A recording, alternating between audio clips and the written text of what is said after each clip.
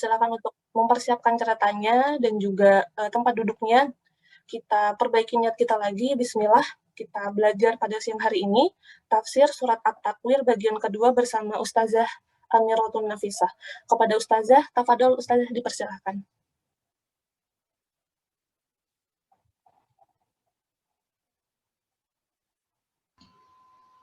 A'udzubillahi minasyaitonirrajim. Bismillahirrahmanirrahim. Assalamualaikum warahmatullahi wabarakatuh. Waalaikumsalam warahmatullahi wabarakatuh. Suara saya cukup terdengar? Ya, alhamdulillah jelas Ustazah. Ya. Alhamdulillahirabbil alamin. Alhamdulillahilladzi arsala rasulahu bil huda wa dinil haqqi liyudhhirahu 'alad dini kullih. Asyhadu an la ilaha illallah wahdahu la syarika lah wa asyhadu anna sayyidana wa habibana wa maulana Muhammadan abduhu wa rasuluhu la nabiyya ba'dah. Allahumma shalli wa sallim ala sayyidina habibina wa maulana Muhammad wa ala alihi wa ashabihi wa man sara ala dinihi ila yaumiddin. Amma ba'd. Alhamdulillah, alhamdulillah, mengingatkan diri saya dan juga semua yang hadir di sini. Mari mbak-mbak, ibu-ibu semuanya, kita tambah rasa syukur kita kehadirat Allah Subhanahu wa Ta'ala. Ma yaf'alullahu bi'adabikum in syakartum wa amantum. Allah tidak akan menurunkan azab kepada kalian jika kalian semuanya senantiasa menyempurnakan keimanan dan menyempurnakan rasa syukur kehadirat Allah Subhanahu wa Ta'ala. Apapun kondisi yang Allah berikan kepada kita, mari tetap kita tambah syukur kita. Sebanyak apapun kita bersyukur, masih banyak nikmat yang Allah berikan kepada kita. Ya, juga mari kita luruskan niat kita ya, mbak-mbak, ibu-ibu semuanya. Kita bertemu di sini dalam majelis ini. Mari kita bersihkan niat kita dari segala yang mengganggu niat kita. Kita duduk di sini semata ingin menggapai ridha Allah Subhanahu wa Ta'ala, ingin menggapai kemuliaan di hadapan Allah Subhanahu wa Ta'ala lewat kajian ayat-ayat suci Allah Subhanahu wa Ta'ala. Ini semoga menjadi teman kita ya, di akhirat nanti. Baik. Ibu-ibu, mbak-mbak yang dirahmati oleh Allah Subhanahu wa Ta'ala, jazakillah khususnya Mbak Launa yang sudah menghantarkan acara, Mbak Hermin yang sudah membacakan ayat-ayat Al-Quran, dan juga semuanya hadir di sini. Semoga Allah senantiasa meridhoi duduk kita di sini dan mencatat amal kita menjadi pemberat timbangan kita di hari akhir nanti. Baik. Ya, kali ini insya Allah kita akan segera sambung pertemuan kita. Pada pertemuan yang lalu, sudah memulai kajian surah At-Takwir, ya, bagian pertama. Jadi sekarang melanjutkan bagian yang kedua, insya Allah. Ya, baik Mbak, mohon izin ya, saya share screen ya, Mbak Launa. Ya, bisa Ustazah.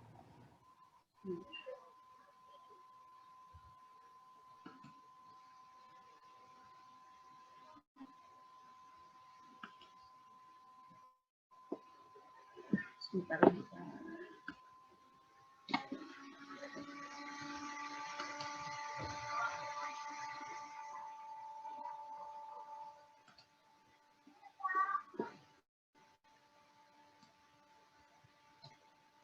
Sudah nampak, Mbak? Sudah, Ustazah. Sudah ya. Oh.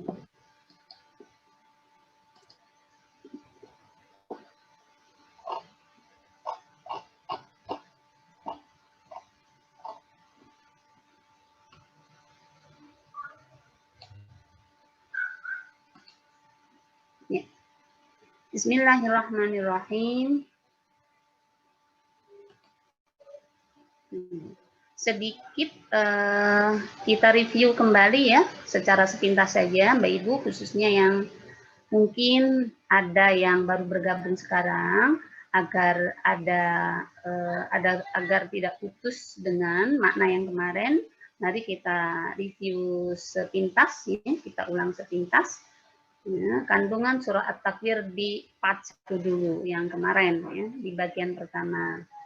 Ya, ini yang sudah kita pelajari kemarin. Ya, jadi secara umum surah At-Takwir yang insya Allah setiap pekan, ya, kajian tafsir setiap bulan sekali kita sampaikan, ya, khususnya surah At-Takwir ini minimal ada 3 hal yang akan kita kaji, ya Mbak Ibu, ya. Pertama gambaran umum, kemudian isi, yang ketiga adalah pelajaran-pelajarannya. Nah, ini gambaran umumnya dari sisi arti At-Takwir, ya, terbelah. Dari sisi golongan suratnya, dia adalah surah Makkiyah. Dari sisi nomor suratnya 81, jumlah ayatnya 29. Nah, ini yang lebih harus kita perhatikan. Isinya apa saja surah At-Takwir? Ya, Ibu, ya, surah At-Takwir isinya adalah seputar al-aqidah, khususnya tentang iman kepada hari akhir atau dahsyatnya hari akhir, hari kiamat, ya. Kemudian disambung, nah ini yang akan kita bicarakan nanti, kebenaran Rasul dan Al-Quran. Ini konten utama surah At-Takwir. Yang kemarin kita sudah membahasnya, bagian 1 yaitu hari akhir atau hari kiamat, dan kita insya Allah akan nyambung bagian yang 2. Ya. Nah, ini keutamaannya, ya. Utamanya berhasil yang ingin merasakan hari kiamat seperti menyaksikannya dengan mata kepala sendiri, maka hendaknya membaca At-Takwir, ya, kemudian Al-Infitor, ya, kemudian Al-Insyiqaq, yang ketiga-tiganya, ya, berbicara tentang dahsyatnya hari kiamat. Ya. Nah, ini tentang isi, ya. Tadi gambaran umum sudah, ini isi sudah. Yang ini sudah kita bahas kemarin. Nah, insya Allah hari ini kita lanjut yang ayat 15, ya, tentang kebenaran Al-Quran dan Rasulullah Shallallahu Alaihi Wasallam. Ini ayat yang kita baca kemarin, ya. Jadi diawali dengan ada 12 tanda, ya, yang 6 kedahsyatan dunia, yang 6 lagi kedahsyatan di akhirat. Ya. Apa saja kedahsyatan di dunia saat hari kiamat? Saat matahari tergulung, ya. Kemudian saat atau tatkala bintang-bintang berjatuhan. Nah, suasana pertama yang Allah gambarkan matahari, suasana kedua bintang, suasana ketiga gunung, ya, gunung yang tadinya diam diterbangkan oleh Allah Subhanahu Wa Taala. Suasana berikutnya adalah, ya, harta-harta yang paling berharga saat itu ditinggalkan, enggak dipedulikan oleh yang punya. Gambaran berikutnya, ya, Allah gambarkan tentang binatang-binatang liar yang kita sedang lihat kadang-kadang takut, jijik dan sebagainya. Nah, saat itu dikumpulkan, dikeluarkan semuanya oleh Allah Subhanahu Wa Taala. Gambaran berikutnya, ya, Allah gambarkan tentang, ya, lautan, bagaimana laut dibakar, membludak, ya, dan seterusnya.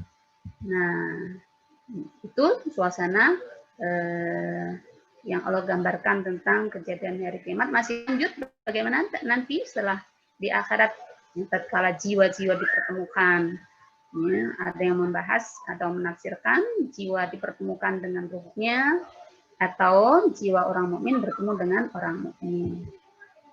Ya, bayi-bayi perempuan dikubur saat itu hidup-hidup dipertemukan dengan, ya, pelakunya, ya. Ngapain dulu saya dibunuh tanpa dosa, nah, di akhirat nanti, ya. Kemudian tatkala catatan-catatan amal dibuka oleh Allah Subhanahu Wa Taala, ya. Kemudian juga digambarkan langit dilenyapkan, ya. Kemudian juga ini digambarkan berikutnya neraka jahanam, wa idal jahimu su'irat, neraka jahanam dinyalakan, ya. Juga Allah sambung dengan surga, ya, didekatkan tentunya kepada orang-orang yang beramal baik, orang yang bertakwa. Nah, ini Bapak Ibu yang dirahmati oleh Allah Subhanahu Wa Taala. Ya, setelah Allah hantarkan kedahsyatan, ya, hari kiamat, ya, yang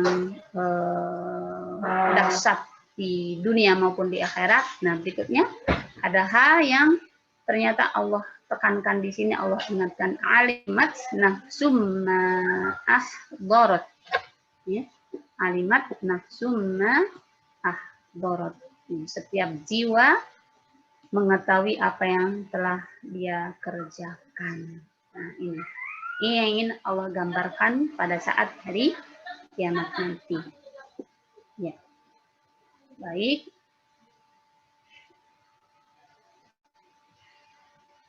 Nah, ini pelajaran-pelajarannya. Ya, sekedar mengingatkan, ya, pelajaran dari ayat 15, bagian yang pertama kemarin, ya. Dahsyatnya hari kiamat, ya. Kemudian ada 12 suasana, diantaranya suasana hari kiamat digambarkan dalam surat ini, 6 terjadi di dunia dan 6 suasana terjadi di akhirat. Kemudian yang ketiga, pentingnya memperkuat iman kepada hari akhir dan mempersiapkannya dengan menambah bekal yang baik. Yang keempat, mewujudkan buah iman kepada hari akhir, yaitu semakin menambah takwa, amal soleh, dan menjauhkan larangan Allah Subhanahu wa Ta'ala. Nah, itu ya, Mbak Ibu, bagian pertama. Nah, sekarang mari lanjut bagian yang kedua. Isi bagian kedua, ya, tentang, ya, kebenaran Rasulullah Shallallahu Alaihi Wasallam dan kebenaran Al-Quran. Baik, setelah Allah Subhanahu Wa Taala jelaskan tentang dahsyatnya hari kiamat, Allah sambungkan dengan kebenaran Rasulullah Shallallahu Alaihi Wasallam dan kebenaran Al-Quran. Nah, kenapa demikian? Ya, karena hal ini orang kafir, ya, orang kafir Quraisy mendustakan Rasulullah Shallallahu Alaihi Wasallam. Mbak Ibu, jadi orang kafir itu sebenarnya juga ada yang beriman kepada Allah. Tetapi mereka tidak mau beriman kepada Rasulullah Shallallahu Alaihi Wasallam, termasuk juga tidak mau beriman kepada hari akhir. Gitu. Ya. Nah, yang demikian tentunya, ya, tidak boleh, ya, ketika mengaku Allah sebagai Tuhannya, ya, maka sekaligus harus mengakui Rasulullah Shallallahu Alaihi Wasallam sebagai utusan Allah Subhanahu Wa Taala. Baik, nah, mari kita lihat ini, ya. Diawali dengan sumpah Allah Subhanahu Wa Taala atas kebenaran Nabi Muhammad Sallallahu Alaihi Wasallam dan Al-Quran. Ini kita akan kaji, insya Allah, mulai dari ayat 15 dan seterusnya. A'udzubillahi minasyaitonirrajim. Fala uqsimu bil khunnas. Mohon salah satu atau Mbak Launa. Sungguh aku bersumpah dengan bintang-bintang yang bercahaya. Ya. Ini masih lanjut dulu, ya. Jadi ini adalah sumpah Allah Subhanahu Wa Taala. Fala uqsimu. Walaupun ini Mbak Ibu, ya, dari sisi bahasa, la, kalau la tidak nyambung di sumpah, la itu sebenarnya artinya tidak. Tapi di sini menunjukkan, ya, penguatan. Sungguh aku bersumpah dengan bintang-bintang yang bercahaya. Nah, kenapa Allah bersumpah dengan makhluknya? Nah, ini nanti ada bahasannya. Intinya adalah Allah Subhanahu Wa Taala boleh bersumpah dengan, ya, namanya kehendak Allah, ya. Ketika Allah sudah melakukan, ya pasti itu adalah boleh di sisi Allah Subhanahu Wa Taala. Bahkan ulama mengatakan begini, ya, Innallaha azimun la yaqsimu illa bil azim. Allah itu azim, Allah itu agung, ya. Tidak akan bersumpah dengan sesuatu yang tidak agung. Nah, berarti makhluk Allah yang dijadikan sumpah di sini adalah pasti sesuatu makhluk yang agung. Makhluk yang sangat bermanfaat bagi manusia tentunya. Ya, sumpah pertama. Sumpah kedua, al-jawaril kunnas. Yang beredar di malam hari dan terbenam di siang hari. Ya. Ya. Apa yang beredar di malam hari dan terbenam di siang hari? Itu bintang-bintang. Ya, bintang-bintang. Jadi pertama bersumpah dengan bintang, ya, kedua sifatnya, yang ketiga walaili idza as'as. Dan malam apabila telah larut. Ya, ya. bintang, sifat bintang. Kemudian yang kedua adalah malam. Nah, masih ada lagi yang Allah jadikan sumpah dari makhluknya. Was-subhi idza tanaffas. Dan demi subuh yang apabila fajarnya mulai menyingsing. Ya, nih, ya, Mbak Ibu. Allah Subhanahu wa taala bersumpah dengan ciptaannya, bintang, malam, subuh. Ya, sekali lagi. Allahu innallaha azimun la yaqsimu illa bil azim. La yaqsimu illa bil azim, tidak akan bersumpah kecuali dengan sesuatu yang azim, yang mulia. Jadi Mbak Ibu, mari kita rasakan betapa tadi ciptaan Allah, bintang, kemudian malam, ya, kemudian juga subuh. Ini adalah waktu malam. Ya. Kita tahu betapa di antara malam itu ada waktu sepertiga malam yang sungguh Allah menyiapkan bagi hambanya yang ingin dekat dengan Allah Subhanahu Wa Taala sepertiga terakhir. Ya. Begitu juga subuh, ya. Subuh dengan keberkahannya. Ya. Nah, Allah Subhanahu Wa Taala bersumpah dengan ciptaannya. Ya. Nah, sedangkan manusia, ya, Allah boleh terserah Allah Subhanahu Wa Taala bersumpah dengan ciptaannya, tapi tidak bagi manusia. Manusia tidak boleh bersumpah kecuali dengan nama Allah Subhanahu wa Ta'ala. Nah, ternyata sumpah-sumpah tadi Mbak Ibu, ya, mari kita lihat. Sumpah-sumpah tersebut untuk menghantarkan apa? Untuk menguatkan apa? Ya, ini. Ternyata sumpah-sumpah tersebut untuk menghantarkan atau untuk menguatkan bahwa Rasulullah Shallallahu Alaihi Wasallam, ya, dengan apa yang dibawanya adalah benar dari sisi Allah Subhanahu wa Ta'ala.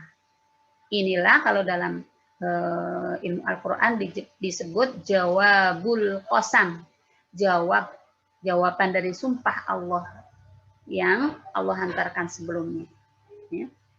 Ya, kalau manusia saja diawali dengan sumpah itu ya, kalau kehidupan kita sehari-hari manusia diawalkan melafalkan sumpah ya, ini pasti sesuatu yang sangat penting ya. Diawali dengan sumpah sesuatu yang sangat penting terkait dengan jujur dan enggaknya, terjadi atau enggaknya, bohong enggaknya gitu ya. Nah, Allah Subhanahu wa Ta'ala ya, ternyata dalam ayat ini juga menjelaskan betapa yang ingin Allah hantarkan setelah sumpah adalah sesuatu yang sangat dahsyat. Bagaimana nggak dahsyat? Jika orang ragu-ragu terhadap Rasul, maka saat itu juga cacat imannya. Jika seorang ragu-ragu terhadap Al-Quran, maka sekaligus cacat imannya. Gitu. Ya. Nah, Allah Subhanahu wa Ta'ala bersumpah karena ingin menyampaikan bahwa Al-Quran itu adalah firman Allah Subhanahu wa Ta'ala yang dibawa oleh utusan yang mulia, yaitu Jibril. Nah, ini begini Mbak Ibu. Jadi, tadi sempat saya singgung, kenapa Allah tegaskan di sini? Iya, sebagian orang kafir Quraisy itu ya, masih ada yang mengaku Allah sebagai Tuhan. Tetapi, sekali lagi, mereka berat mengimani kerasulan Rasulullah Shallallahu Alaihi Wasallam. Termasuk juga yang dibawa oleh Rasul. Apa di antara yang dibawa oleh Rasul, yang dikabarkan oleh Rasul? Di antara yang dikabarkan oleh Rasul adalah kabar tentang hari kiamat. Nah, maka seakan Allah bilang begini, wahai kalian kaum Quraisy, ya tentunya bagi termasuk juga seluruh umat Islam sampai hari kiamat nanti, ya, jika kalian masih ada yang meragukan Rasulullah SAW dan meragukan apa yang dibawanya, ingatlah, yang dibawa oleh Rasul itu adalah benar-benar dari Allah melalui malaikat Jibril. Nah, maka ini ayat berikutnya adalah ya, Allah kabarkan tentang sifat-sifat Jibril yang diutus oleh Allah ya, untuk menemui atau menurunkan ayat-ayat dari Allah Subhanahu wa Ta'ala. Maka Allah sambung dengan ayat 19-nya. Innahu laqawlu rasulin karim. Sesungguhnya Al-Quran itu benar-benar firman Allah yang dibawa oleh utusan yang mulia, Jibril. Ya, jadi sampai Allah tunjukkan, kalau kalian masih nggak percaya, masih ragu, ya, ini saya tunjukkan. Yang kami utus adalah Jibril. Yang Jibril kemudian Allah berikan sifat-sifatnya. Apa sifatnya? Di quwwatin inda dzil arsy makin. Yang memiliki kekuatan, memiliki kedudukan tinggi di sisi Allah yang memiliki arsy. Nah, ini sifat siapa? Sifat Jibril. Saking Allah ingin menguatkan ya, bahwa apa yang dibawa oleh Rasul itu benar loh dari Allah. Ya, melalui Jibril Allah berikan sifat-sifat yang menurunkan juga Allah beberkan di sini. Ya, agar mereka suatu saat bisa percaya kepada isi yang dibawa oleh Rasulullah SAW. Setelah Allah sampaikan innahu laqaulu rasulin karim, yaitu Jibril. Bagaimana sifat Jibril? Dia quwwatin. Jibril itu memiliki kekuatan, ya. Indadil arsy makin, memiliki kedudukan yang tinggi di sisi Allah Subhanahu wa taala yang memiliki arsy. Arsy yang kokoh. Berarti ini adalah sifat Jibril. Ya. Menurut, mari kita lihat nih penjelasan para ulama. Menurut Imam Al-Baghawi, di antara kekuatan Jibril adalah nih, Jibril alaihissalam ya, hanya menggunakan sayapnya tatkala mengangkat negeri kaum Lut ke angkasa. Jadi masih ingat ya, Mbak Ibu ya, bagaimana cerita kaum Lut? Nah, ini hati-hati kita ini penting sekali ini ya. Di suasana sekarang, menurut cerita beberapa orang. Yang sekarang ini, Mbak Ibu, virus LGBT ini, bahkan sebagian orang sudah merasa tidak malu lagi, ya kan? Di medsos itu ada banyak cerita, bahkan menuntut orang yang normal untuk menghargai mereka. Ini bahaya sekali, padahal kita tahu ini di antara hukuman dahsyat dari Allah Subhanahu wa taala. Di antara hukuman mereka yang melakukan hal itu adalah cukup dengan menggunakan salah satu sayap Jibril, kaumnya Nabi Lut itu ya, diangkat ke angkasa lalu dibalik dan dilemparkan ke bawah. Maka kata Al-Qur'an, faja'alna 'aliyaha safilaha. Aliyah safilah, bagian yang atas dibalik menjadi bagian bawah. Kita bisa membayangkan bagian atas diciduk yang dibalik, dilempar ke bawah jadi bagian bawah. Ini azab siksa di dunia, apalagi nanti di akhirat. Ancaman bagi orang-orang yang sudah diberikan fitrah kesucian, sudah disiapkan cara yang halal, masih juga menerjang cara yang haram. Demikian juga dengan teriakan suaranya, maka jadilah kaum Samud tewas menjadi mayat-mayat yang terhamparkan. Jadi kalau kaum Lut tadi cuma disendok pakai sayapnya, kalau kaum Samud dengan suaranya, hanya dengan suara Jibril, maka mereka menjadi mayat-mayat yang terhamparkan. Dan begitu cepatnya Jibril bergerak dari langit ke bumi, dari bumi ke langit. Ya. Ini penjelasan dzi quwwatin. Nah, dzi quwwatin, kekuatan. Yang kurang lebih pesan yang ingin Allah sampaikan, yang harus kita pahami dari ayat itu. Ya. Jibril yang diutus oleh Allah Subhanahu wa taala menurunkan ayat saja, ya, sedahsyat itu kekuatannya. Sehebat itu. Masuk kalian masih nggak percaya terhadap isi yang Allah sampaikan lewat Jibril tersebut. Gitu. Nah, ini masih lanjut. Allah masih memberikan sifat Jibril yang berikutnya. Apa sifatnya? Muta'in sama amin. Yang di sana di alam malaikat ditaati dan dipercaya. Ya, jadi malaikat Jibril itu di alam malaikat sana muta'in, ditaati. Karena apa? Karena malaikat Jibril adalah penghulu ya, pemuka malaikat. Dan juga dipercaya.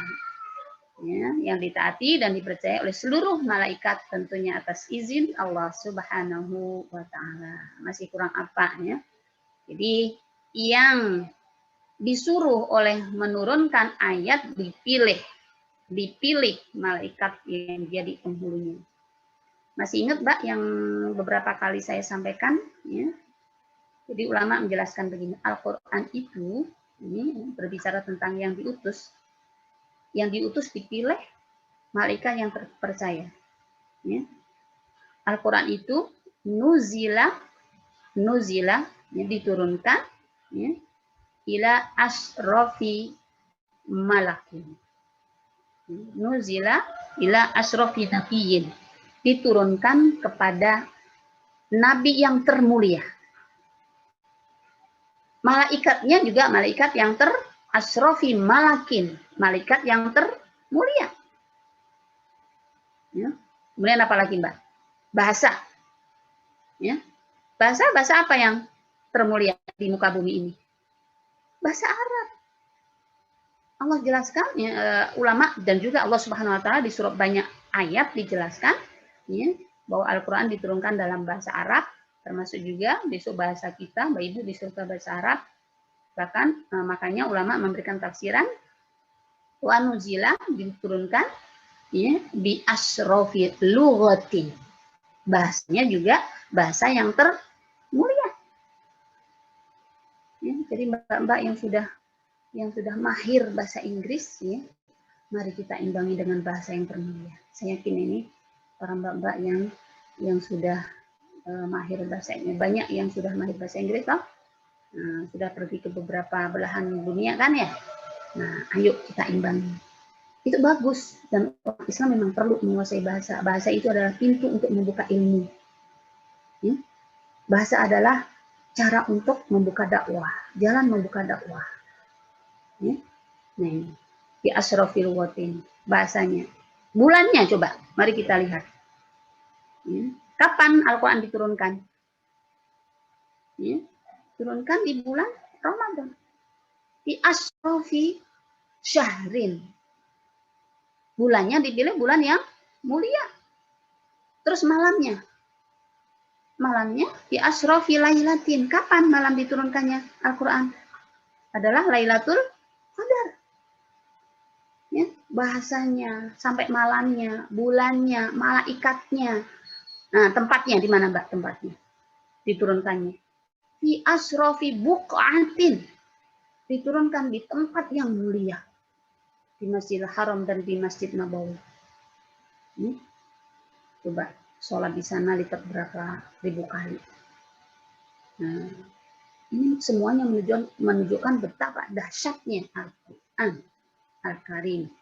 Nah, jadi Mbak Ibu, jika seseorang ingin menjadi orang yang mulia, tadi tidak ada jawaban lain kecuali harus bersumber, harus berbekal dengan Al-Quran. Ya. Baik, muta'il sama amin. Ini tadi berbicara tentang siapa yang diutus oleh Allah menurunkan ayat Al-Quran kepada Rasul, yaitu asrofi malakin, malaikat yang paling mulia, dan ini sifatnya, gitu ya. Masih juga dijelaskan oleh Allah, ya. Nah, setelah Allah jelaskan tentang tadi sifat-sifat Jibril, nah Allah sambung dengan sangkalan terhadap tuduhan mereka. Wa ma sahibukum bimajnun. Dan sahabat kalian Muhammad itu bukanlah orang gila. Ya, nah ini Mbak Ibu menarik ya kata sahibukum. Kenapa nggak disebut dan musuh kalian? Nggak disebut musuh aduwukum. Ya. Ini Allah sebutkan sahibukum. Ya. Ulama memberikan penjelasan begini. Allah sebutkan sahibukum karena ya satu kan Rasulullah SAW juga dari kalangan mereka. Yang kedua, sebenarnya mereka itu mengakui kebaikan Rasul secara sifat, ya kan? Ya, Mbak Ibu pasti banyak mendengar cerita dari sisi akhlak. Mereka percaya bahwa Rasul ini orang terpuji. Ya. Artinya sebelum Rasulullah SAW diutus, itu mereka mengakui bahwa Rasul ini orang baik, jujur. Ya. Nah, kenapa mereka berdostanya? Karena ya, ketika diajak beriman nih, baru mereka mengolok-olok Rasulullah SAW. Nah, pengakuan mereka terhadap kejujuran, pengakuan mereka terhadap satu golongan ini maka Allah sebutkan dengan sahibukum. Dan sahabat kalian ya, itu bukanlah orang gila. Ya. Baik, ini tidak juga bermakna begini. Nah, kalau begitu ya, orang-orang yang bermusuhan dengan kita bisa jadikan sahabat. Nah, itu lain lagi babnya gitu ya. Nah, lain lagi babnya gitu. Nah, ayat ini sebagai sangkalan ya, terhadap tuduhan mereka terhadap Rasulullah SAW. Mereka menuduh Rasulullah SAW sebagai orang gila. Padahal sebelumnya mereka mengakui kejujuran, tingginya akhlak Rasulullah SAW. Sekaligus menguatkan kebenaran apa yang disampaikan Rasul. Maka Allah berfirman, ya, وَلَقَدْ رَآهُ بِالْأُفُقِ الْمُبِينِ. Dan sungguh dia Muhammad telah melihatnya Jibril di ufuk yang terang. Ya, mosok kalian masih menuduh gila. Orang dia itu benar-benar melihat Jibril yang kuat, yang ditaati, yang memiliki kemuliaan, dan melihatnya di ufuk. Mosok kalian masih nggak percaya juga, masih menuduh dia sebagai orang gila, gitu ya. Kurang lebih begitu pesan yang harus dipahami ya, sebenarnya oleh mereka. Walaqad ra'ahu bil ufuqil mubin ya. Rasul benar-benar bertemu Jibril untuk menerima wahyu. Ini kita diingatkan di surah Al-A'raf ya. Awalam yatafakkaru ma bi sahibihim min jinnah in huwa illa nadhirun mubin. Apakah mereka lalai dan tidak memikirkan bahwa teman mereka, nah ini teman juga sahib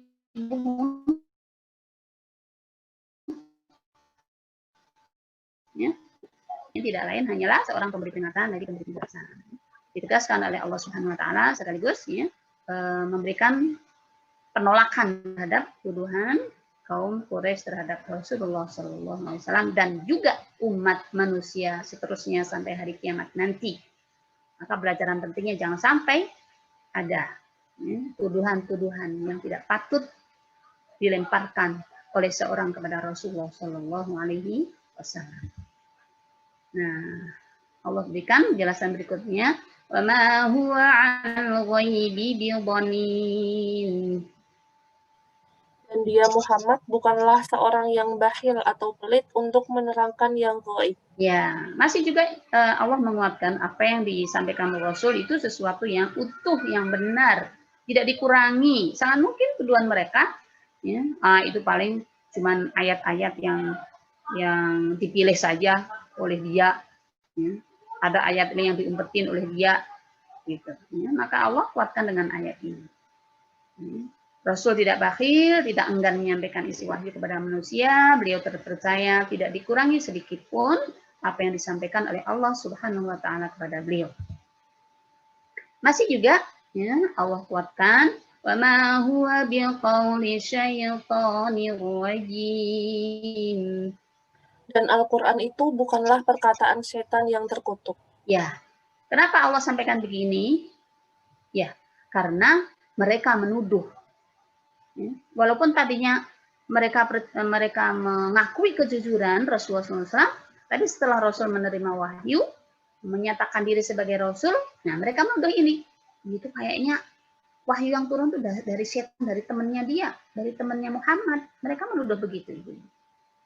Ya. Muhammad sekarang punya teman setan. Gitu kata mereka. Ya. Nah, maka dia mengaku itu sebagai wahyunya. Nah, maka Allah sangkal, wa ma huwa biqauli syaitonir rajim. Dan Al-Qur'an itu bukanlah perkataan setan yang tertutup. Sanggahan Allah Subhanahu wa taala terhadap tuduhan mereka kepada Rasulullah SAW ya, dan tuduhan mereka terhadap kufur. Nah, dahsyat Bapak Ibu tuduhan mereka terhadap Rasul dan juga terhadap Al-Quran Al-Karim. Nah, maka ini Bapak Ibu yang dirahmati oleh Allah Subhanahu wa taala, Allah jelaskan tentang kebenaran, ya, bukti-bukti bahwa bahwa Rasul dan isi yang dibawanya adalah benar-benar dari Allah, dengan Allah tunjukkan malaikat Jibril yang menurunkannya, bahwa dia mulia, bahwa langsung bertemu dengan Jibril di ufuk, ya, masih juga nggak percaya, ya, maka Allah sampaikan hal ini, fa aina tadhhabun. Dan maka kemanakah kalian akan pergi? Ya, kalau sudah dijelaskan seperti itu masih juga nggak percaya, terus kalian tuh mau kemana sih? Kenapa sih masih kurang bukti? Padahal sudah begitu banyak yang Allah berikan bukti-bukti untuk memperkuat keimanan mereka, untuk menjadikan mereka beriman. Ya. Maka ulama memberikan penjelasan jalan yang mana yang ingin kalian tempuh selain jalan ini, yaitu jalan al-Islam. Padahal sudah sangat jelas kebenarannya. Ya, masih ingat, Mbak Ibu, ya, beberapa orang, ya, yang meneliti isi Al-Quran, tadinya untuk membelokkan, ya, tadinya ingin menghancurkan Al-Quran, tapi justru malah mengimani. Ya. Ini bagi orang yang terbuka. Nah, tapi ternyata banyak juga yang hanya mengetahui secara ilmu tapi tidak membuka hatinya. Maka Allah ingatkan dengan ini, fa'ina tadhhabun. Kalau bukti-bukti yang kalian baca, kalian pelajari sudah jelas, kemudian kalian masih juga nggak percaya, fa'ina tadhhabun. Nah, nanti begini ya Ibu-ibu, kalau misalnya masih ada juga, ya, goresan-goresan yang ragu, tapi kecuali kalau ragunya untuk mencari kebenaran, untuk mencari ketenangan, ya silakan dicari jawabannya. Tapi kalau masih ragu-ragu yang berpotensi untuk melemahkan keimanan, maka kita ingat ayat ini. Terus kita mau milih jalan yang mana selain jalan al-Islam?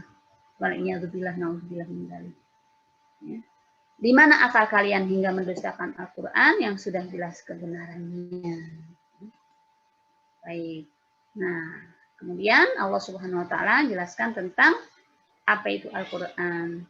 In huwa illa dzikrul lil alamin. Al-Quran itu tidak lain adalah peringatan bagi seluruh alam semesta. Iya. Kenapa ada peringatan? Iya, karena mereka, ya, pada saat itu banyak orang yang belok. Ya, maka perlu diingatkan, diluruskan. Banyak perilaku-perilaku yang salah, maka perlu diluruskan. Banyak kemungkaran, maka perlu diluruskan. Liman syaa minkum an yastaqim. Yaitu bagi siapa di antara kalian yang menghendaki menempuh jalan yang lurus. Ya, nah ini, ya. Allah sudah memberikan pintu, membukakan pintu untuk mengikuti Al-Quran. Tapi tidak semua manusia mampu mengikuti pintu itu, kecuali orang-orang yang ingin, ya, menempuh jalan yang lurus atas izin Allah Subhanahu wa taala. Ya. Ini Mbak Ibu terkait dengan penjelasan tadi dengan Al-Quran. Nih, ini ayat yang harusnya menguatkan kembali kita tentang dahsyatnya kesucian dan kedahsyatan isi Al-Quran. Di surah Ar-Ra'd ayat 31, mari kita lihat, walau anna Qur'anan suyirat bihil jibal. Kalau sekiranya ada satu bacaan yang dengan bacaan itu suyirat bihil jibal, gunung-gunung dapat digoncangkan, au qutti'at bihil ardu, atau bumi jadi terbelah, au kullima bihil mauta, atau orang-orang mati dapat berbicara. Kalau ada bacaan yang bisa merubah tiga hal itu, tiga hal apa? Gunung, ya. Suyirat bihil ard, yang gunung tadinya diam bisa bergerak, ya. Qutti'at bihil ard, yang bumi menjadi terbelah, terguncang, yang orang mati bisa berbicara. Kalau ada bacaan itu tidak lain adalah Al-Quran. Al-Quran. Nah, ini menunjukkan betapa dahsyatnya isi Al-Quran. Mungkin orang tidak bisa melihat secara fisikally, tapi jelas ini adalah secara maknawian. Kedahsyatan ini, kedahsyatan ini pasti akan kita jumpai secara maknawi.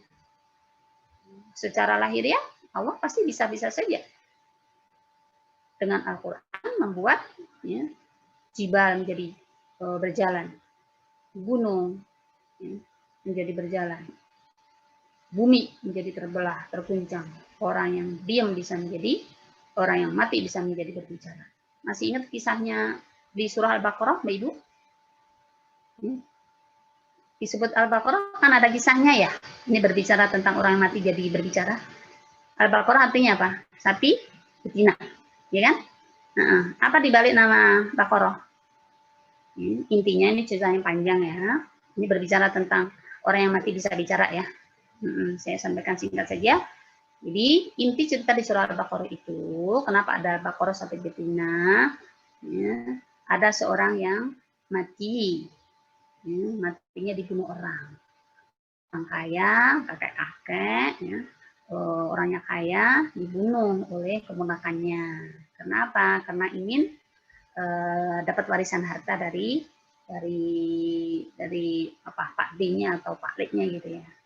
Gitu. Tapi dia nggak ngaku. Gitu.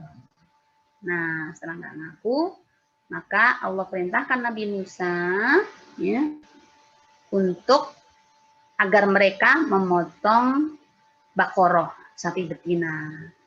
Tapi mereka nanya melulu. Ini Baqarahnya yang seperti apa? Itu dimuat di surah Al-Baqarah tersebut. Yang warnanya kuning. Yang seperti apa lagi yang belum dijawab lagi oleh Allah. Yang belum pernah dipakai untuk membajak sawah. Ya. Ditanya lagi, mas saya masih belum jelas dan lain sebagainya. Jadi Bani Israel begitu, banyak nanya, ya nggak segera dilaksanakan. Nah setelah dapat itu sapinya susah banget lah Ibu. Hanya ada satu di negeri itu. Nah setelah itu apa? Ya, setelah dipotong sapinya, maka Allah firmankan, Allah perintah lewat Nabi Musa untuk diambil tulangnya dan dipukulkan kepada mayit tersebut yang sudah mati terbunuh tadi. Akhirnya orang mati tersebut bisa bicara. Gitu ya. Bicaranya apa? Menunjukkan siapa pembunuhnya. Itu loh yang membunuh saya. Gitu. Nah setelah itu, ya sudah, memang tugasnya bangun untuk menunjukkan pembunuhnya. Nah, maka dia tidur lagi. Ini, ya, aukul lima binunauta. Baik, ya, ini kedahsyatan Al-Quran. Di sisi lain, kedahsyatan Al-Quran, mari kita simak hadis Rasulullah SAW, Ibu, innallaha yarfa'u bihadzal kitabi aqwaman wa yadha'u bihi akharin. Ini ya, tolok ukur Allah meninggikan derajat seseorang atau merendahkannya, itu apa? Patokannya adalah sejauh mana dia berpegang teguh pada Al-Quran. Sungguh Allah akan memuliakan dengan kitab ini Al-Quran sebagian orang dan akan merendahkannya dengan sebagian yang lain. Jadi tolak ukur Allah meninggikan atau merendahkan derajat seseorang atau kaum atau bangsa. Ya, patokannya adalah sejauh mana mereka memegang, mulai beriman, ya, berpegang teguh, mengamalkan Al-Quran. Masih lanjutnya, Al-Quran itu tidak lain adalah peringatan kepada seluruh makhluk, memberi petunjuk terhadap kebenaran dan mengingatkan terhadap yang membahayakan bagi hamba yang ingin istiqomah di jalan yang hak, ya, keimanan dan ketaatan. Jika ingin hidayah, maka adanya di dalam Al-Quran. Ya, sungguhnya Al-Quran adalah jalan menuju selamat, jadi tidak ada hidayah kecuali dari Al-Quran. Nah, itu tafsiran dari liman syaa'a minkum ayyastaqim. Inti dari liman syaa'a minkum ayyastaqim tadi ya. Jadi tidak ada jalan lain kecuali Al-Quran. Jadi kalau ada petunjuk-petunjuk apapun jenisnya, mari kita cek apakah Al-Quran dan tafsirannya, Al-Quran dan Al-Hadis, ya, seirama atau mengizinkan petunjuk itu atau tidak. Jika tidak, ya, maka selayaknya kita menolak jalan tersebut. Nah, kemudian surat ini ya, ditutup. Bapak Ibu ya sudah sampai ayat 29. Ya. Wa ma tasha'una illa an yasha Allahu rabbul alamin. Dan kamu tidak dapat menghendaki menempuh jalan itu kecuali sesuai kehendak Allah, Tuhan seluruh alam. Ya. Wa ma tasha'un, dan kamu tidak dapat menghendaki menempuh jalan itu. Jalan apa? Jalan Al-Qur'an, jalan Islam ya. Kecuali sesuai kehendak Allah Subhanahu wa taala, Tuhan seluruh alam ya. Ini ada sebab nuzulnya, Mbak Ibu, ini bahasa Arabnya, saya nukil bahasa Arabnya, mari kita lihat artinya ya. Panjang. Jadi saat turun ayat 20 liman syaa minkum ayyastaqim, saat turun ayat tersebut 28 yang artinya ini ya, bagi siapa yang diantara kalian menghendaki menempuh jalan yang lurus, ya kan? Artinya kan ini ya tadi ya. Maka Abu Jahal berkata, ya, itulah kami, kata dia. Maksudnya apa? Ya suka-suka kami. Kalau kami ingin lurus ya kami lakukan, kalau enggak ya enggak kami lakukan. Ya, itu Abu Jahal reaksinya begitu. Itulah kami, kata dia. Kalau kami mau, ya kami istiqomah. Kalau kami tidak mau, ya kami tidak istiqomah. Maka turunlah ayat tersebut. Liman syaa minkum ayyastaqim. Baik. Ini dikuatkan ya, ada penjelasan dari surah Al-An'am, Bapak Ibu. Kalau sekiranya kami turunkan malaikat kepada mereka dan orang-orang yang telah nanti berbicara dengan mereka dan kami kumpulkan pula segala sesuatu ke hadapan mereka, niscaya mereka tidak juga akan beriman. Kecuali jika Allah menghendakinya. Nah, ini jangan disalahpahami begini, Mbak ya. Ada beberapa yang lah kalau begitu, ngapain kita berusaha? Siapa tahu nih takdir kita ternyata ya, ternyata nggak baik gitu ya. Saya begini kan sudah takdir, nggak bisa begitu. Ya. Jadi kenapa Allah mentakdirkan seperti itu? Karena Allah Maha tahu. Ini orang diingetin, nggak juga beriman. Dikasih bukti, nggak juga beriman. Diingetin lagi, nggak beriman lagi. Artinya berarti ya, jalan yang Allah berikan itu tentunya atas izin Allah Subhanahu wa taala. Liman syaa'a minkum ayyastaqim wa ma tasya'una illa ayyasya'allahu rabbul alamin. Wa ma kana li nafsin an tu'mina illa bi'idznillah, dan tidak ada seorang pun akan beriman kecuali dengan izin Allah Subhanahu wa taala. Inilah pentingnya kita meminta petunjuk, berdoa, memohon lagi agar iman kita dijaga oleh Allah Subhanahu wa taala. Ya. Baik. Nah, sampai di situ sudah cukup, Bapak Ibu, tinggal pelajaran-pelajaran yang sudah kita baca tadi, ya, apa saja poin-poin pentingnya. Pertama adalah Allah Subhanahu wa taala bersumpah dengan makhluknya. Ini hak Allah ya, tadi sudah kita jelaskan. Ya. Berarti benda-benda yang Allah jadikan sumpah adalah sesuatu yang sangat bermanfaat buat kita. Mari kita gunakan dengan sebaik-baiknya dan kita syukuri ya, benda-benda tersebut sudah Allah hadirkan di depan kita. Yang malam, yang subuh, yang bintang, semuanya ada manfaatnya, banyak manfaatnya buat manusia. Yang kedua, manusia tidak boleh ya, bersumpah kecuali atas nama Allah Subhanahu wa taala. Juga yang penting di antara pelajaran tadi, meyakini kebenaran Rasul dan kebenaran Al-Quran adalah hal yang prinsip dalam keimanan. Ya. Sampai Allah hantarkan dengan sumpah. Gitu. Ya, makanya ini dijadikan sebagai buktinya apa, Mbak Ibu? Kebenaran Rasul, mengimani Rasul dijadikan apa? Itu masuk Islam, syahadat. Syahadat nggak cukup syahadat tauhid. Harus ada syahadat Rasul. Ya. Nggak cukup asyhadu an la ilaha illallah, harus diikuti dengan wa asyhadu anna Muhammadar Rasulullah. Nah, Meyakini kebenaran Al-Quran, masuk juga Bapak Ibu ini, berkuat di rukun iman. Di antara rukun iman kepada kitab suci, yaitu Al-Quran. Jadi, jika ada ya, di antara kaum muslimin yang mengakunya muslimin, tapi masih memprotes isi ayat-ayat Al-Quran, ya, nah, ini berarti cacat keimanannya terhadap Al-Quran. Tidak boleh satu ayat pun, ya, nggak boleh orang mengimani hanya dipilih-pilih ayat yang cocok. Kayaknya ayat hijab nggak cocok deh di Indonesia, nggak bisa. Ayat waris kayaknya nggak cocok deh, karena orang Indonesia perempuan-perempuan juga pada kerja, nggak bisa begitu. Ya, perempuan kerja, ya silahkan saja mengikuti aturan-aturan yang sudah ada, itu sebuah kesempatan, ya, yang diizinkan asal memenuhi syaratnya, ya. Apalagi kalau hasilnya banyak infak, itu lebih baik.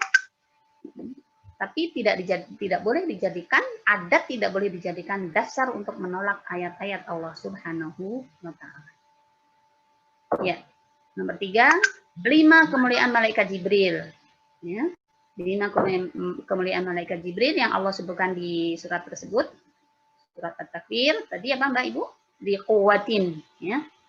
Dia adalah mulia, kuat, ya, kedudukannya tinggi di sisi Allah Subhanahu wa Ta'ala, muta'in, ditaati, ya, sama amin, muta'in sama amin, ditaati dan dipercaya. Ya. Nah, hal tersebut yang sifat-sifat yang Allah berikan, yang Allah kabarkan kepada kita dan kepada mereka, ya, seharusnya menambah keyakinan kita dan mereka atas kebenaran Rasulullah SAW dan kebenaran Al-Quran.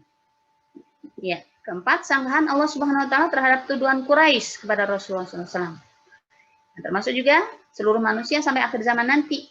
Ya, bahayanya menuduh Rasul.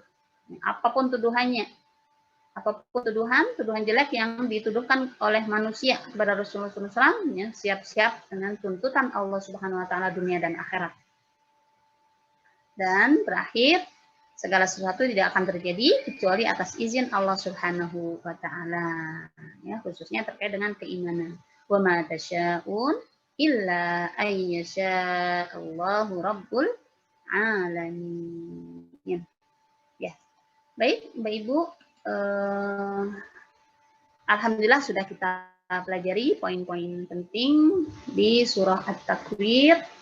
Ini yang bagian sesi kedua, menyambung dengan bagian sesi pertama yang berbicara tentang dahsyatnya hari kiamat. Ada 12 tanda ya yang Allah kabarkan, 6 di dunia dan 6 di akhirat. Nah, berikut hari ini kita diberi kesempatan oleh Allah Subhanahu wa Ta'ala mengkaji ya, bukti-bukti kebenaran Rasulullah SAW dan bukti-bukti kebenaran Al-Quran.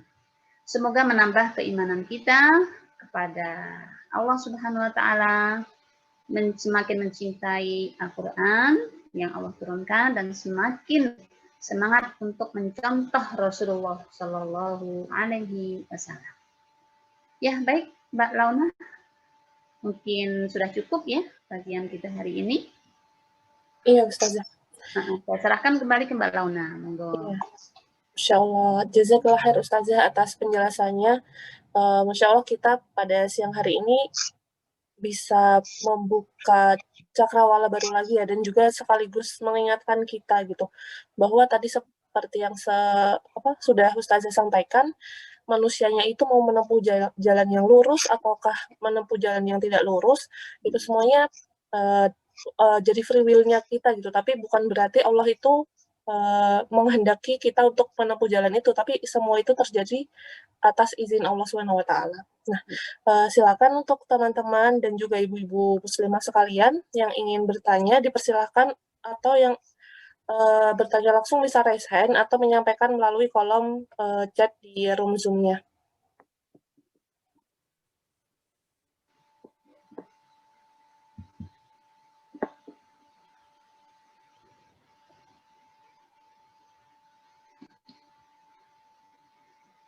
Ya, silakan, ada yang ingin bertanya langsung.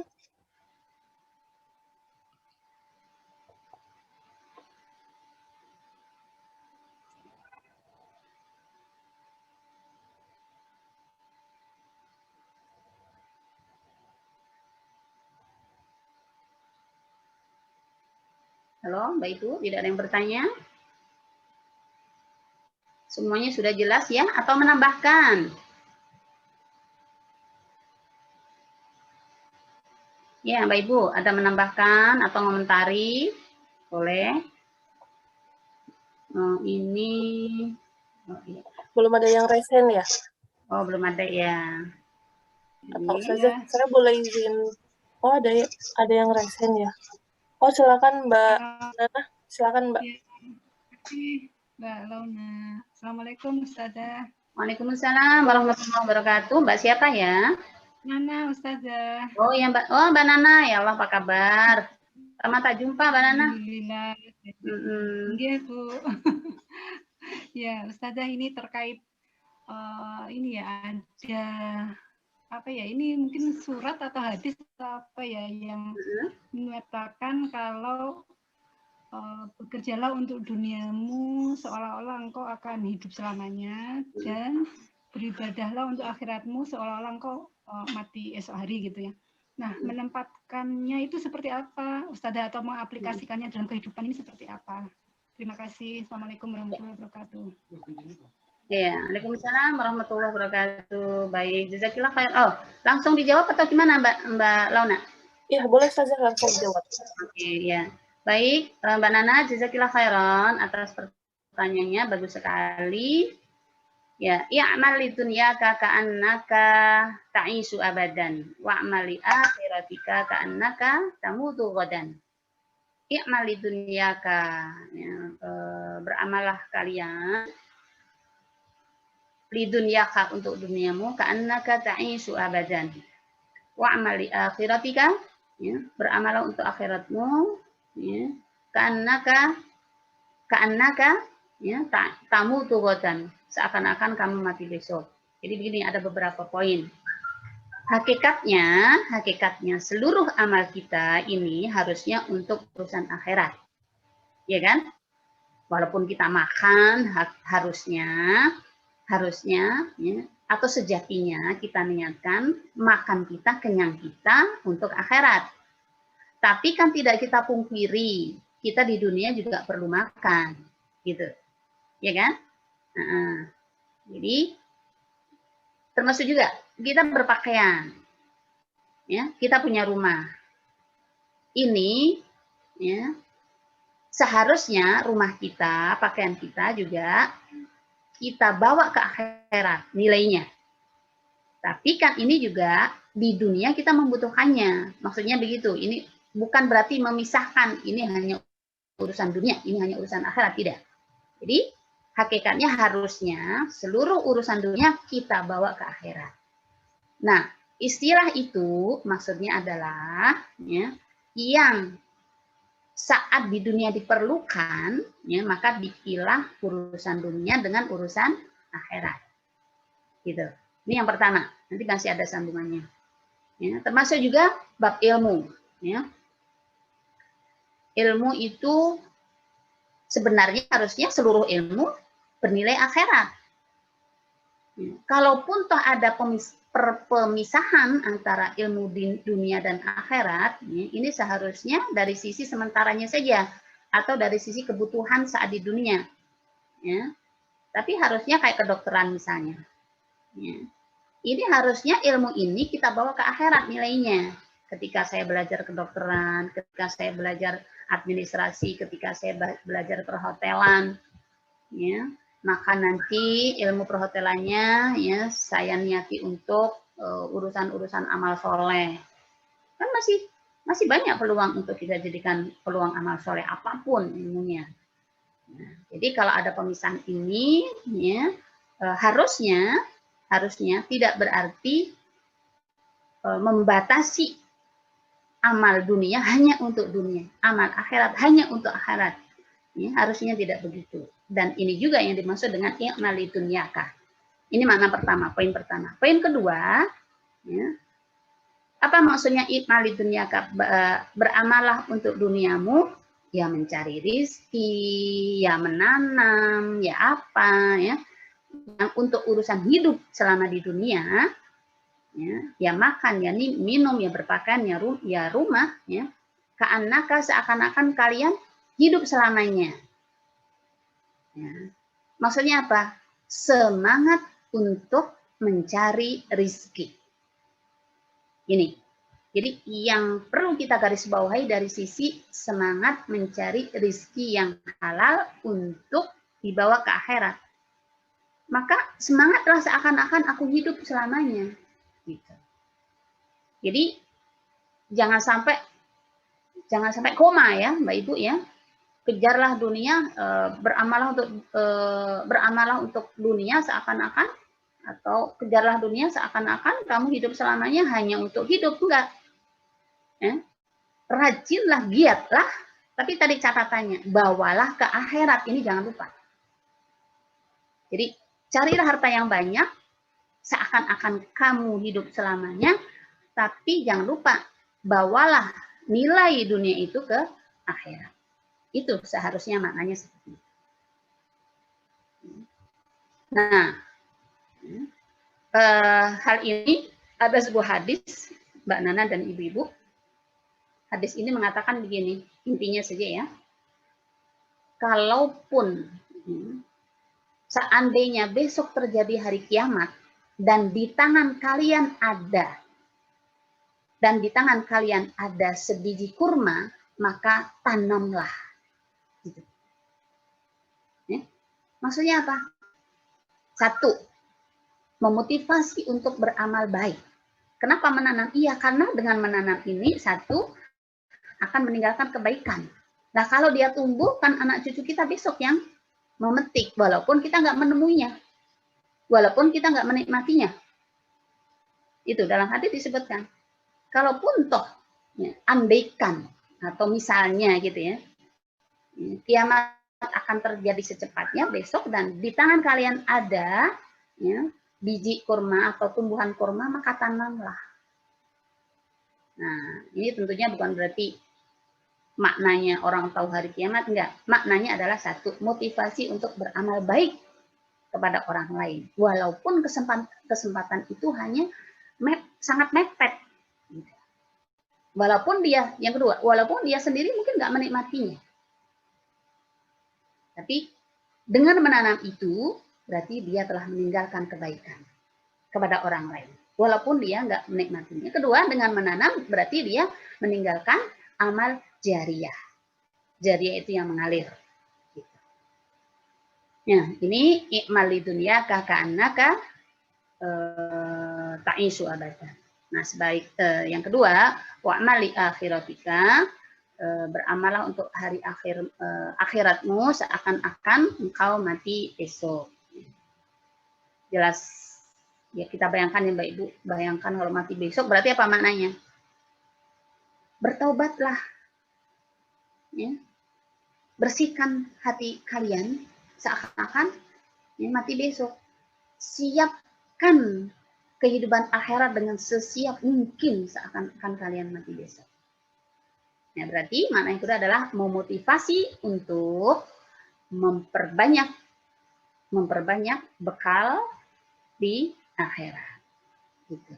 Kalau yang pertama tadi, satu, memotivasi untuk ya, giat untuk beramal soleh, ya, untuk beramal soleh, beramal sosial, ya, untuk meninggalkan amal jariyah, ya, walaupun dia sendiri tidak menerimanya, tidak menikmatinya. Itu yang pertama. Kalau yang kedua, memotivasi ya, agar lebih siap mempersiapkan kehidupan akhirat. Kurang lebih begitu, Mbak Nana, intinya. Jazakillah khair, Ustazah. Mohon maaf kalau keluar dari topik. Oh ya, nggak apa-apa. Insya Allah masih nyambung kok dengan bahasan kita.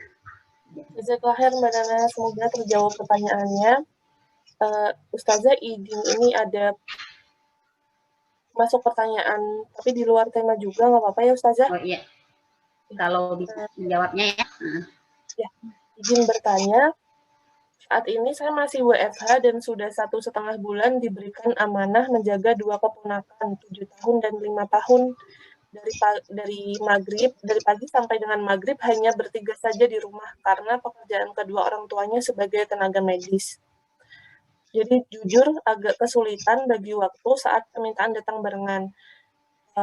Pekerjaan kantor harus diselesaikan, tapi juga permintaan keponakan-ponakan yang minta ditemani, entah makan, main, atau tidur siang. Kalau misalkan sering mendahulukan yang permintaan keponakan juga, pekerjaan kantornya tertunda gitu, akhirnya dikejar-kejar deadline. Sementara kalau misalkan menolak terus permintaan dari keponakan-keponakannya juga nanti khawatir terus-menerus rewel gitu, Ustazah. Ya, baik. Jazakillah khairan. Pertanyaannya dari Mbak siapa? Mbak Launa? Ini dari salah satu peserta juga, Oh ya, Ustazah. nggak apa-apa kalau baik. Ya. Baik, bismillahirrahmanirrahim. Pertanyaan kedua, ini mungkin lebih pada bab pengaturan pekerjaan ya dan pengaturan waktu ya. Kalau dalam bahasa ininya idaratul amal dan idaratul waqt. Ya, bagaimana idarah mengelola pekerjaan dan mengelola waktu. Ya, kalau ulama memberikan saran begini, Mbak Ibu, ya, jadi amal yang paling baik adalah ya, satu tentunya yang diwajibkan, ya, satu yang diwajibkan oleh Allah, ya, yang kedua yang disunahkan. Ya. Nah, yang ketiga adalah yang saat itu sangat dibutuhkan dan mendesak, gitu.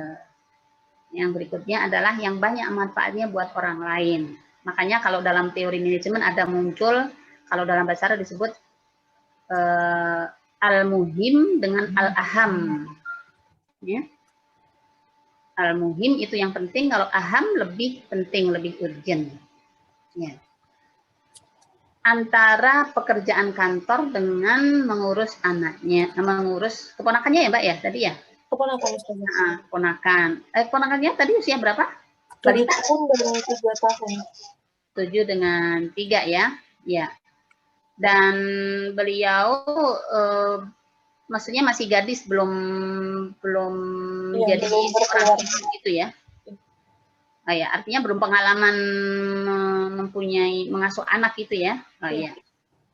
Ya, sangat difahami Mbak yang bertanya betapa memang harus pandai-pandai mengatur dua tugas tadi ya, antara pekerjaan kantor dengan pekerjaan keluarga, khususnya mengasuh anaknya. Secara prinsip Mbak silahkan dan kita semuanya ya, mungkin ini dikategorisasi mana yang urgent dan penting. Ada yang urgent tapi tidak penting, ada yang penting nggak urgent ya. Ada yang penting dan mendesak ya. Jadi di list dulu dalam hati kalau nggak nulis begini ya, artinya dipilih-pilih ya, atau dikategorisasikan mana sih yang aham dan yang muhim, mana yang lebih penting dan urgent. Kemudian bawahnya ya baru yang penting ya, yang urgent tadi, yang penting dan urgent ya. Kemudian bawahnya lagi ya, dan bawahnya lagi, atau juga dipadu dengan ya, kalau dalam bahasa fikihnya ada yang doruriyat, ada yang hajiat, ada yang tahsiniyat. Kalau dalam Islam kategorinya ada 3. Ada yang doruri ini yang mendesak, makanya darurat ya. Yang kedua bersifat nggak darurat tapi butuh, perlu, hajiat. Dan yang ketiga baru tahsiniyat. Nah, ini sebenarnya nggak mendesak banget, walaupun perlu tapi bisa ditunda besok-besok. Nah, ini mungkin pertama itu ya, saran saya, silakan dikategorisasi. Nah, baru yang kedua disesuaikan dengan waktu dan tenaga kita. Sesuaikan dengan waktu dan tenaga kita. Nah, ini penting juga. Ya, kalau tadi antara kantor misalnya mulai jam 7 atau jam 8 ya, jam setengah 8. Nah, setengah 8 otomatis sebelum jam setengah 8 ya, kita atau Mbak ya tadi harus mempersiapkan segala sesuatu yang terkait dengan kantor. Dicek dulu keponakannya sudah sarapan atau belum. Nah, gitu ya. Sebab sarapan bagi anak juga penting. memulai pekerjaan juga penting. Kira-kira kalau nggak disiapkan sarapannya, kira-kira nanti rewel nggak dia? Atau bisa dikasih tahu nggak? Atau bisa disiapkan pas tengah-tengah rehat, masih sabar nggak dia? Nah, kalau nggak berarti sarapan bagi dua keponakan berarti termasuk hal yang priority. Gitu. Kecuali kalau biasanya dia sarapannya pas saya rehat kok. Nah, itu baru bisa ditunda nanti setelah rehat. Tapi kalau sarapannya termasuk yang darurat dan biasanya jam 8 harus sarapan, harus sudah mandi, kalau nggak mandi rewel, nah maka ya, siapkan dulu segala sesuatu kebutuhan keponakan sebelum jam kantor mulai. Berarti kebutuhan anak tadi termasuk yang darurat, gitu. Ya. Nah, adapun kita belum mandi, kita darurat nggak mandi misalnya, sampai nggak sempat mandi, kira-kira mengganggu nggak kita kalau nggak mandi? Kalau lewat Zoom nggak kelihatan ya Mbak ya, mandi ya. Nah, ini mungkin nggak termasuk darurat, ya. Kecuali kalau nggak mandi ada masalah, misalnya ya, gatel atau apa, terus nggak tenang pekerjaannya, nah itu baru. Ya. Nah, kalau memang itu mengganggu, berarti masuklah, ya, kotakkan dalam kategori yang tadi, doruri atau urgent, mendesak. Gitu, ya. Nah, oh ya, sebelum lupa, niatilah semuanya, ya Mbak tadi, ya, bingkai semuanya, bingkai semua pekerjaan kantor dan pekerjaan rumah. Satu, niatilah ya beribadah kepada Allah Subhanahu Wa Taala. Yang kedua, mohonlah kepada Allah, ya Allah, aku sangat kerepotan misalnya, atau aku sangat belum mampu mengatur ini. Pagi-pagi mohonlah kepada Allah Subhanahu Wa Taala. Sangat mungkin tiba-tiba nggak punya ide, jadi punya ide. Ya. Sangat mungkin tadinya nggak kepikiran, jadi kepikiran. Gitu. Ya. Baik. Ya. Dan yang ketiga, ya, tadi kunci pertama ya, setiap bangun tidur niatilah, ya Allah saya ingin beribadah lewat pekerjaan dan lewat mengurus anak ponakan. Mudah-mudahan yakinlah kalau Mbak dengan tulus ikhlas ngurusin keponakan, suatu saat balasan Allah pasti akan diwujudkan, entah segera, entah waktu dekat, entah lambat. Mungkin anak Mbak besok ditolong oleh Allah. Ya. Mungkin keturunan kita suatu saat sangat memerlukan pertolongan Allah Subhanahu Wa Taala. Saya jadi ingat Mbak Ibu, ini contoh sebentar saja, cerita sebentar. Jadi pernah suatu saat anak saya pulang dari pesantren, ya, tiba-tiba kecopetan di jalan, di stasiun waktu mau beli tiket, dia maklongo gitu ya, duitnya hilang, ya, tapi alhamdulillah ditolong, ya, ditolong orang. Kenapa dek? Baru kecopetan Pak. Akhirnya ditolong, alhamdulillah sampai Jakarta, sampai saya sampai jadi ya Allah, ya saya nggak tahu ini balasan yang mana, ya, kalau saya mengakui ini kemurahan dari Allah Subhanahu Wa Taala, bukan karena sayanya. Nah, maksud saya adalah sangat mungkin suatu saat anak keturunan kita perlu bantuan, ya Allah sudah siapkan dengan keikhlasan kita membantu orang lain. Ya. Contoh sedikit, Mbak, tadi ya, pagi-pagi misalnya ada tamu datang, ada tamu salam, kita sedang goreng bumbu, kemudian anaknya nangis, kemudian ibu manggil. Nah, coba kira-kira yang urgent yang mana nih? Yang mendesak, yang paling penting mana? Tamu datang. Atau kalau yang sudah punya suami, suami manggil, ibunya manggil, anaknya di kamar mandi teriak-teriak, kita sedang goreng bumbu. Ayo, mana yang... Matiin dulu kompornya saja. Nah, ini perlu skill dan perlu ketenangan, juga perlu pandai mendahulukan agar semuanya tertangani dengan baik dan tidak ada yang ditinggalkan. Ya, yang salam jawab dulu, Waalaikumsalam. Suami yang manggil, ya, tamunya tadi jawab dulu, salam, tunggu ya, gitu kan. Suami yang manggil, ya maaf Mas atau Pak, tunggu sebentar ya, lagi ada tamu. Respon aja semuanya. Kompornya matiin, anaknya dibilangin tunggu nak. Ya, jaga, awas, hati-hati ya, jangan sampai ini ya kepleset ya, gitu. Nah, setelah itu tamunya disuruh masuk, silakan duduk di depan, misalnya kalau belum siap masuk. Nah, baru suaminya ditanya mau apa Pak. Nah, anaknya dicek, sangat mungkin bahaya atau tidak gitu. Bumbu mah belakangan gosong juga nggak apa-apa daripada anaknya bahaya. Ya. Nah, kurang lebih begitu. Jangan sampai suaminya dicuekin hanya ngurusin tamu, enggak juga. Enggak boleh begitu. Atau ngurusin suami fokus di situ, anaknya nangis enggak diurus, tamunya enggak dijawab salam, bumbunya kosong. Nah, gitu ya. Kurang lebih begitu. Contoh sederhana saja. Baik, Ya. semoga terjawab ya Mbak yang bertanya gitu, dan juga Ya.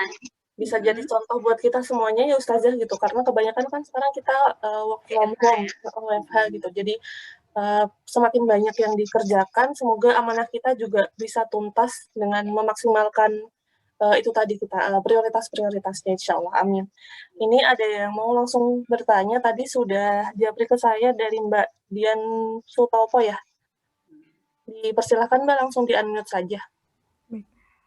Baik Mbak, terima kasih banyak ya Mbak. Assalamualaikum Ustazah. Waalaikumsalam warahmatullahi wabarakatuh. Mohon izin bertanya ya. Iya, Mbak Dian. Baik, terkait tadi Zah, bukti-bukti kebenaran Rasulullah dan Al-Quran. Ya. Nah, kira-kira nih Zah, kiat-kiat apa saja ya Zah yang bisa kita lakukan untuk kita yang insya Allah ya Zah, insya Allah sudah percaya kebenaran Al-Quran, tetapi merasa belum optimal Zah dalam menjadikan Al-Quran itu sebagai pedoman atau dalam menjadikan Al-Quran itu sebagai atau menjadikan Al-Quran itu amal Zah, mengamalkannya. Nah itu kira-kira kiatnya apa ya Zah? Oh, ya. Kita sudah percaya insya Allah nih Zah, tapi kita merasa belum optimal gitu dalam mengamalkan maupun menjadikan Al-Quran sebagai pedoman. Kira-kira apa saja sih Zah yang harus kita lakukan? Itu aja Zah. Ya. Baik, jazakillah khairan Mbak Dian. Bagus sekali pertanyaannya terkait dengan apa yang sudah kita bahas tadi ya. In huwa illa dzikrul lil alamin dan seterusnya. Ya, kiat di antara kiatnya banyak, tapi akan saya sampaikan yang inti-intinya dulu ya, Mbak Dian ya. Ya, bismillahirrahmanirrahim. Jadi keimanan kita kepada Al-Qur'an ya, ataupun kepada Allah Subhanahu wa taala ada beberapa sisi yang perlu kita gerakkan. Pertama adalah kita gerakan hati. Ya. Kalau tadi ditanya kiat pertama adalah pastikan hati kita adalah hati yang tidak sama sekali ada keraguan dalam mengimani Allah dan Rasul-Nya. Dzalikal kitabu la raiba fiih. Dzalikal kitabu la raiba fiih. Nah, maka karena hati ini genggaman Allah Subhanahu wa taala, disebut hati karena bolak-balik ya, Mbak Dian ya, dan ibu-ibu. Ya, kolbun, bahasa Arab itu kan kolbun itu artinya bolak-balik. Kadang ragu, kadang pagi iya, sore enggak, malam iya lagi. Nah, gitu ya. Nah, disebut qalb dalam bahasa Arab karena yuqallibu bolak-balik. Nah, masih berbicara tentang hati, ya, maka ya, mohonkan hati kita ini atas genggaman Allah Subhanahu wa taala. Ya, masih ingat doa ya muqallibal qulub sabbit qulubana ala dinik. Masih ingat ya, Mbak? Nah, doa ini penting kaitannya dengan pertanyaan Mbak Dian. Ya, ini kiat pertama, urusan hati dulu nih. Karena iman harus ya, bermodalkan hati. Kalau masalah akal nanti bab kedua ya. Ini pertama hati. Kita pastikan ya, hati kita adalah hati yang beriman, menerima isi Al-Quran dan tauhid kepada Allah Subhanahu. Sekali lagi, hati ini kan genggaman Allah Subhanahu wa taala. Di hadis Arba'in ya, nomor 4 ya. Itu kan ada orang yang amal-amalannya diingatkan oleh Rasulullah SAW, banyak yang tadinya amalan-amalan di dunia, amalan-amalan ahli surga, tapi ternyata penghujung hidupnya benih-benih kemaksiatan muncul, maka menjadi su'ul khotimah. Dan sebaliknya, ada orang yang beramal ahli neraka tapi benih kebaikannya muncul menjelang akhir hayatnya. Nah, maka mari kita mohonkan agar hati kita tetap dalam genggaman tauhid kepada Allah Subhanahu wa taala. Ini bab pertama, kiat pertama, hati kita urus, kita mohon kepada Allah sekuat-kuatnya agar hati kita tidak ada kegoyahan sama sekali untuk bertauhid ya, dan mengimani isi Al-Quran dan kerasulan Rasulullah SAW. Kiat pertama. Kiat yang kedua, selain hati kita kita mohonkan, kita openi, kita pupuk. Nah, ini kita perlu memupuk hati kita dengan apa? Dengan ya, mengisi akal kita dengan ilmu yang mendukungnya. Ini kiat kedua. Ya. Karena sangat mungkin sudah berusaha sekuat tenaga, tapi tiba-tiba ada orang merongrong pemahaman kita. Ya. Nah, contoh misalnya, ada sebuah di surah itu ya, Mbak, kan ada ayat begini. Wawailul lil musallin. Artinya apa? Dan celakalah orang-orang yang sholat. Artinya kan itu. Tapi ternyata ada terusnya nggak? Ada. Nah, ayat ini pernah ada cerita dijadikan orang yang ingin menghancurkan akidah orang Islam. Tuh, orang sendiri yang bilang ayat orang sholat kan celaka. Nah, berarti ini kan perlu pupuk hati itu. Pupuknya apa? Ilmu. Gitu. Ternyata apa? Enggak begitu pemahamannya. Karena apa? Karena setelah itu ada ayat alladzina hum an sholatihim sahun. Yang lalai dalam sholat, yang remehin sholat, tinggalin sholat. Ini pemahamannya yang diancam oleh Allah, bukan yang orang sholat celaka. Nah, berarti untuk menguatkan hati, mengisi keimanan itu perlu pupuk, perlu disiram. Siramannya apa? Di antaranya adalah tadi doa ya. Nah, yang kedua adalah ilmu. Maka kiat kedua adalah kita rawat otak kita. Kita isi akal kita dengan ilmu-ilmu yang bisa menguatkan hati yang sudah beriman tadi. Gitu ya. Ini kiat yang kedua. Nah, apa kiat kedua ini cukup? Belum cukup. Mana bukti kalian beriman dengan hati? Ya. Mana ilmu yang kalian hafal? Ya. Mana pemahaman kalian? Buktinya mana? Nah, maka kita harus merawat keimanan itu dengan mengamalkannya. Merawat dengan mengamalkannya. Ya. Ini sangat penting, memang bukti keimanan seorang adalah dengan mengamalkannya. Bohong kalian kalau mengatakan beriman tapi tidak mengamalkannya. Ya, kita bilang cinta sama suami aja kalau nggak mau ngurus, bohong. Ya. Kita bilang cinta sama anak, sayang sama anak, ternyata ya, anaknya ditelantarin dan lain sebagainya, bohong. Nah, 3 ini akan lebih sempurna jika diikuti dengan yang keempat. Yaitu apa? Mendakwahkannya. Menyampaikannya kepada orang lain. Gitu. Khususnya siapa? Khususnya yang menjadi kewajiban kita. Yaitu siapa? Anak-anak kita. Suami kita. Kalau ibu punya murid, muridnya.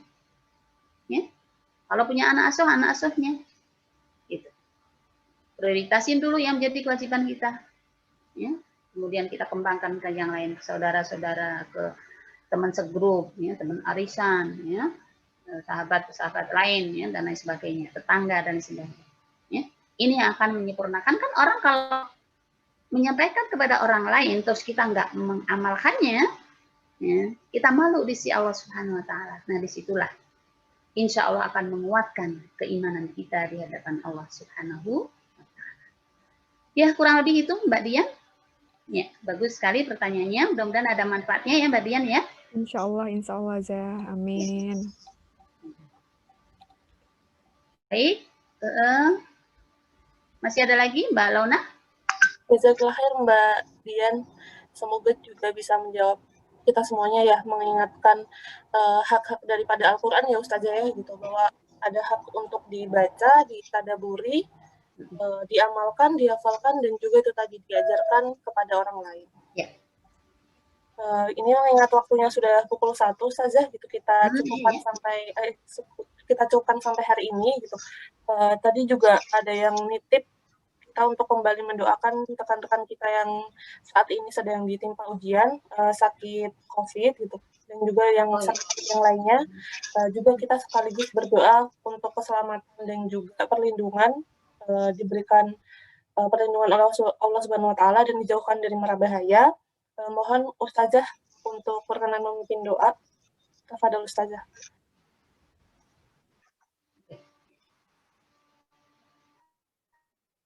أعوذ بالله من الشيطان الرجيم بسم الله الرحمن الرحيم أستغفر الله العظيم نستغفر الله العظيم نستغفر الله العظيم اللهم صل على سيدنا محمد وعلى آل سيدنا محمد حمدا شاكرين حمدا ناعمين حمدا يوافي نعمه ويكافئ مزيده يا ربنا وإلهنا ولك الحمد ولك الشكر كما ينبغي لجلال وجهك الكريم وعظيم سلطانك يا الله يا رحمن يا رحيم اللهم إنا نستعينك ونستهديك ونستغفرك ونتوب إليك ونثني عليك خير كله اللهم إياك نعبد وإياك نستعين ربنا لا تزغ قلوبنا بعد إذ هديتنا وهب لنا من لدنك رحمة إنك أنت الوهاب ربنا ظلمنا أنفسنا وإن لم تغفر لنا وترحمنا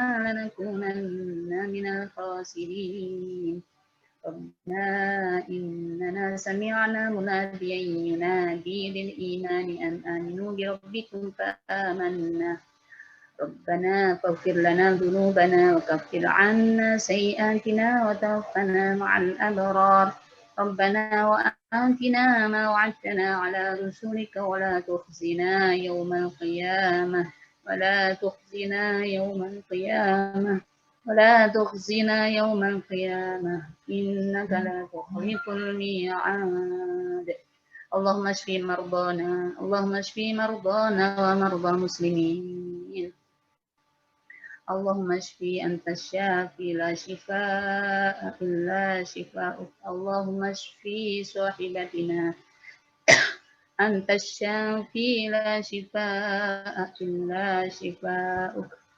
شفاء لا يغادر سقما اللهم ادفع عنا البلاء والوباء والفحشاء والشدائد والمحن ما ظهر منها وما بطن في بلدنا هذا خاصة وفي سائر بلدان المسلمين عامة برحمتك يا أرحم الراحمين ربنا آتنا في الدنيا حسنة وفي الآخرة حسنة وقنا عذاب النار سبحان ربك رب العزة عما يصفون وسلام على المرسلين والحمد لله رب العالمين الفاتحة أعوذ بالله من الشيطان الرجيم بسم الله الرحمن الرحيم الحمد لله رب العالمين الرحمن الرحيم مالك يوم الدين إياك نعبد وإياك نستعين اهدنا الصراط المستقيم صراط الذين أنعمت عليهم غير المغضوب عليهم ولا الضالين آمين ورحمكم Assalamualaikum warahmatullahi wabarakatuh. Saya kembalikan kepada Mbak Ratna. Waalaikumsalam warahmatullahi wabarakatuh. Atas ilmunya pada siang hari ini juga atas waktunya. Semoga Allah memberikan balasan yang terbaik